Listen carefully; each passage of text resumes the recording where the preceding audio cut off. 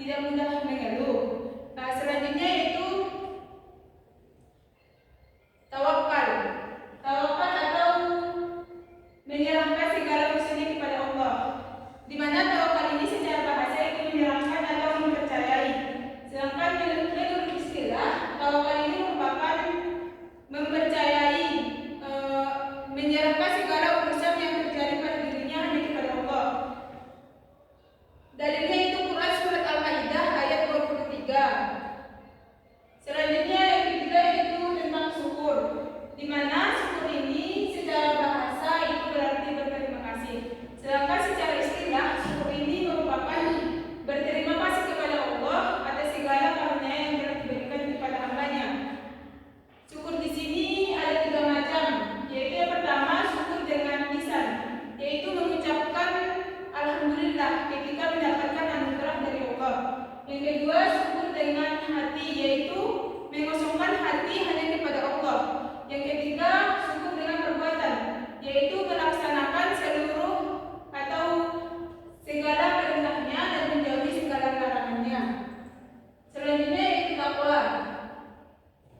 Takwa di sini secara bahasa itu berarti takut. Sedangkan secara istilah takwa di sini merupakan takut kepada Allah Subhanahu wa taala dengan melakukan segala perintahnya dan menjauhi segala larangannya. Takwa ini terdapat dalam Quran surah Al-Hujurat ayat 13. Selanjutnya yaitu qanaah. Qanaah di sini secara bahasa itu berarti selalu menerima, suka menerima atau rela, di mana qanaah ini merupakan menerima segala sesuatu yang sudah dikehendaki, yang sudah diberikan Allah kepadanya, dengan tidak berputus asa ataupun merasa puas atas keputusan Allah tersebut. Dalil yang berkaitan dengan qanaah ini yaitu Quran surah An-Nisa ayat 32. Selanjutnya yaitu sabar, di mana sabar ini secara bahasa itu berarti tabah. Sedangkan secara istilah sabar ini merupakan mampu menahan dirinya dari sifat emosi, mampu menahan lisannya, dan juga mampu menjaga dirinya dari perbuatan-perbuatan yang buruk. Di mana sabar ini terdapat dalam Quran surah Al-Luqman ayat 17. Selanjutnya yang terakhir yaitu tentang ikhlas, di mana ikhlas ini menurut bahasa itu berarti murni, suci. Sedangkan menurut istilah ikhlas ini merupakan tidak mengharapkan imbalan terhadap apa yang telah